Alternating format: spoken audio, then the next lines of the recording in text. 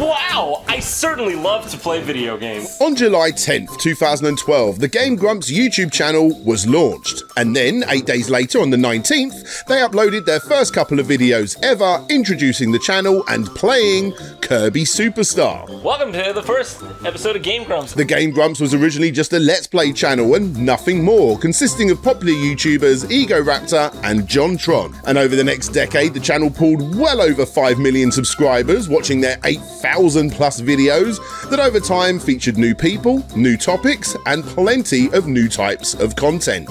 But this isn't a history of the Game Grumps in full. This is a history of just one small piece, and a controversial piece of their history that really did rip their audience right down the middle. Which takes us back on our journey to November 16th, 2019, where Egoraptor, better known as Arin Hanson, was showing off his Dendy system and games. This was the jam. Now, for those that don't know, the Dendy home consoles are essentially illegal bootleg systems that copied the Famicom, aka Japan's name for the Nintendo Entertainment System, in places like Russia. Now, of course, I don't need to tell you how popular the NES was, that's pretty common knowledge by this point. But what you might not know if you live outside of the world of retro gaming is that the Dendy was even more popular. Well, again, in Russia at least, and only for a short space of time. By the early 90s, the NES may have been obsolete to most of the Western world as it moved on to the latest offerings from Nintendo and Sega. But in Russia, the idea of playing video games at home and on a TV was not only just a dream, but something a lot of kids simply just didn't even know was a thing. It was just way too expensive and way out of the reach of most Russian families' budget. Thankfully, for early 90s Russians, a company called Steepler fixed this issue by buying up fake Chinese rip-offs of the NES console and rebranding them as Dendys.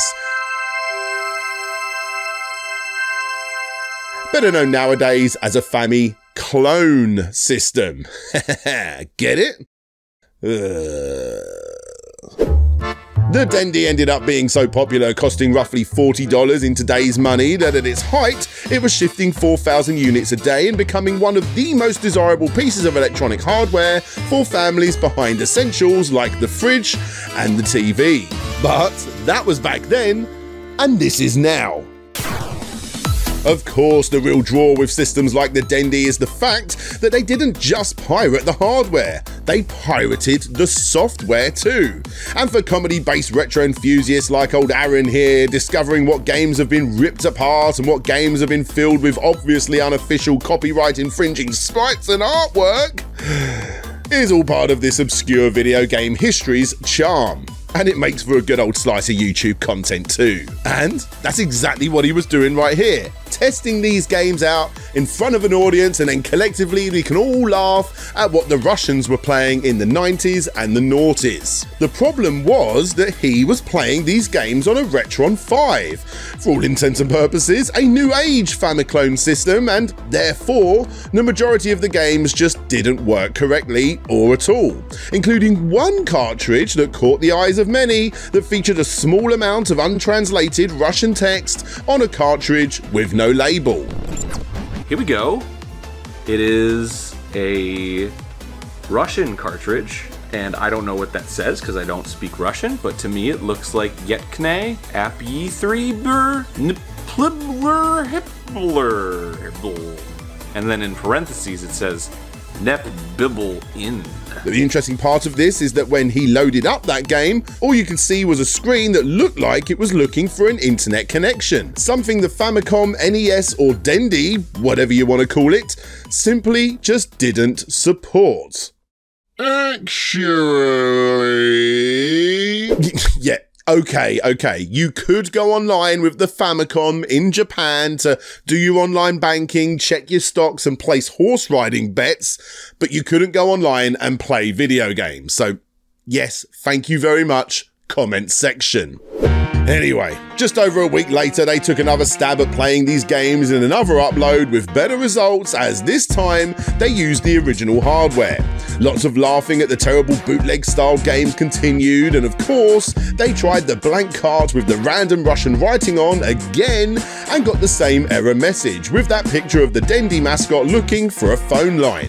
A week later, we got another episode. This time, Arin is seen getting information about the elusive Russian game, and what he confirms is that not only is the error screen indeed asking for an internet adapter, but the cart itself was roughly translated to on point, jumping friends, and then in brackets, the word first. As his curiosity grew, he opened up the Dendy system and found that his system looked a little bit different on the inside compared to others that he found via a simple Google image search. Wait, what? This is not supposed to be here. Because his had a serial port just sort of sitting there on the inside of the system. This then led Game Grump #1 to buy a lead that worked as an adapter to connect online, which didn't work. He then contacted the eBay seller where he got the bundle from, who told him that the company that they bought it from was an advertising company. He then found an old advert online from said company that featured a game of some sorts, which may just be the elusive game that they're trying to get to work. And buzzing from all of this new evidence, he decided to try and get a powered adapter this time to connect online, and voila, the game actually worked. Holy sh**. Please don't freeze on me. Thank you. I mean, it's glitchy as hell, but we got it to work.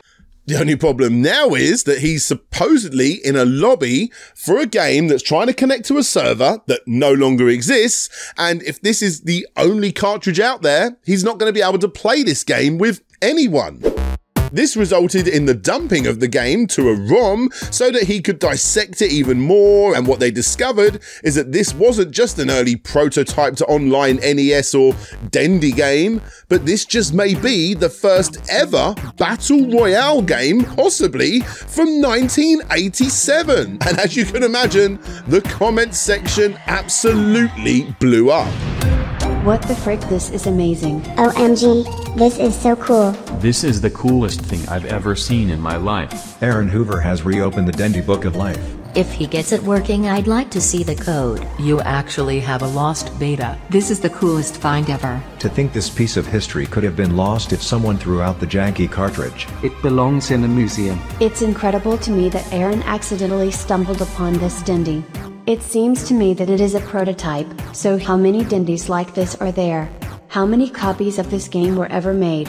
Very, very cool. Very, very cool indeed. The comment section was on fire with well wishes from fans of the show and retro gaming enthusiasts in general, which resulted in Arin and his crew continuing to find out more about the elusive cartridge. I think we can get it running. Really? Wait, so you think you can get it to a point where it's like playable and we can like get people to play it? This was an incredibly exciting time for retro fans like myself, and thankfully we didn't have to wait very long, because the very next day we got to see a trailer for this game, which they now call Soviet Jump Game.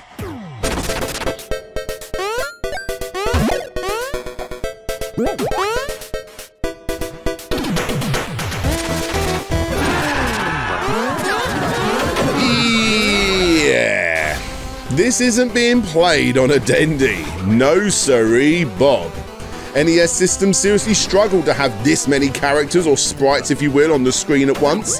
It's why games like Mighty Final Fight, for instance, only ever have 2 enemies on the screen at once. On top of that, you got way too many frames of animation and colours, and of course, not only is this an online NES game, something that had never been done before, but we're also seeing a playable trailer only 1 day after the investigation video went live. Something wasn't quite right about this, was it? Well, if you haven't worked it out yet, everything leading up to this point was fake. Of course it was bloody fake. The whole thing was an elaborate pull you down the garden path marketing tactic to get you hyped for a new free-to-play battle royale game that fits the narrative. Now, the game itself, yeah, it's alright. It's got some good humour, it plays okay if you're into that sort of thing. For me, it's just a massive mess. One of those games that you go online to see what the multiplayer's like, to get your ass handed to you, you wait a few minutes to try again, you get your ass handed to you again, which to be fair is my experience with all battle royale games. Either way, the game itself, it isn't the interesting part of this story. What's far more interesting for this video is the backlash that they got from all of this. A lot of people felt burnt. I mean, I get it. I would have loved for this to be a real thing too, as opposed to what we got. But at the end of the day, what they offered just simply didn't exist. But fans still acted like this was a real thing, and then the Game Grumps took it away from them. In fact, it got so bad that in at least one instance, a report was submitted to the Federal Trade Commission for false advertising. Look, I suppose the big question is this false advertising? The biggest comparison to all this that was being thrown around at the time was Paranormal Activity, Blair Witch, and plenty of other found footage movies. Movies that all had marketing based around the fact that the footage was totally real and like totally not fake in order to drum up attention. And I suppose that's a fairly good assessment to make. The difference is, however, that the Soviet Jump game was asking for people to sign up to a beta before the trailer was released, and therefore they only told the people that signed up after they signed up to that mailing list that this was all just one big fat lie. Low. You see, this is where the whole marketing stunt moves into a bit of a grey area. If that beta testing sign up had happened after the trailer had dropped, then in my opinion, everything would have been fine. I still don't think they did much wrong besides this, but literally getting people to sign up just one day later, and I think the worst that they would have gotten would have been a little bit of disappointment. Still not a great way to go for a game that by all accounts was quite a flop financially, but still, it's an interesting little lesson learned for fans, the haters, and the creators of Game Grumps. You know what they should have done? Is release the Blu-ray, just like I've done right here. Yep, Sega's The Complete History Volume 1 is officially released, and I finally have a copy myself right here. I've got my own Blu-ray, guys. Released by Vinegar Syndrome's partner label ETR Media, this Blu-ray consists of 10 of my most popular Complete History episodes in their best ever quality with updated gameplay, audio, and editing for the older episodes, introductions for every episode, interactive menus that show the history of each franchise, solo commentaries for each episode, and guest commentaries for each episode too, from the likes of Oliver Harper, Kim Justice, Ashins, Nostalgia Nerd, Jimmy Happer, and plenty more. The slipcover version works to please both American and European gamers with its PAL or NTSC related artwork, and the cover itself pays homage to the pirate TV days of the 90s. You have just been invaded by Sega TV. And that too has a reversible cover that also pays homage to the 8-bit days. Let me know down in the comments if you recognise who this is. On top of that, the disc contains an assortment of Sega-related bonus features totaling almost 90 minutes, bringing the total runtime down to just under 7 hours of retro goodness. But wait, that's not all. As the Blu-ray is gaming related, I wanted to make sure I could fill it up to the brim with Easter eggs too. 10 Easter eggs can be found in this collection, which mix up the audio of certain episodes, they change up the menus, they unlock even more Sega related content too. Obviously a crazy amount of effort went into this. This isn't just some random collection of YouTube videos that I've downloaded, made into an ISO and then burnt off in a ripped up copy of Nero. This is the real deal, created with a serious amount of love, distributed by a well-respected label. Sadly, because of this, the whole process took a lot longer than expected. Now, of the 1,000 limited edition slipcovers that may or may not have the cheats inside on how to unlock those Easter eggs, have already almost sold out by the time I got my copies. So yeah, you got a little over 150 slipcovers left of this bad boy if you want to get this collection and support the show. just like everyone you see at the bottom of the screen. So many Patreons and YouTube members have already got one of these. Whoever you are, thank you so much for supporting the show. And of course, this is the part of the show where I like to give a massive shout out to all of my Patreons and YouTube members, with an extra big shout out going to the following: Ye Old Hamburglar, Wobbles and Bean the Wonder Ducks, Vikeko, VPS Data, Vitus Varnes, The Sneaky Ferret, That Gamer, Steven, Shadow Dragon, Sir Nilsson, Ryan Burford, Richard Alderjick, Roll VP, Paul Float, Over Giles Zane, Nicholas Bertner, Mind of the Unsane, Mike Fallon, Matt Jackson, Kat Layton, John Rogers, Jeff Mianowski, James, Jabba Al Aiden, Jay is Manchild, Ian Quell, Derakuda, Dina81, Dina, The Action Saxon, Conrad Constantine, Clan Bob, Chev Matic, Casey Samples, Brian Perez, Boots and Pup, Benjamin Guy, Arista, Andrew Dalton, and Akatimo 84. That last one right there was one of the people that was one of the key people in helping create this Blu-ray. So thank you so much to everyone there, but an extra big shout out to Akatimo for all of your help on getting this Blu-ray built. So yeah, thank you very much, my friend. Like I say, guys, links to everything I've said in this video are down in the description. If you want to become a supporter of the show, there's links for that down there as well. And yeah, look, until next time, guys, this is DJ Slope signing out, and hopefully I'll see you all next time. Bye-bye.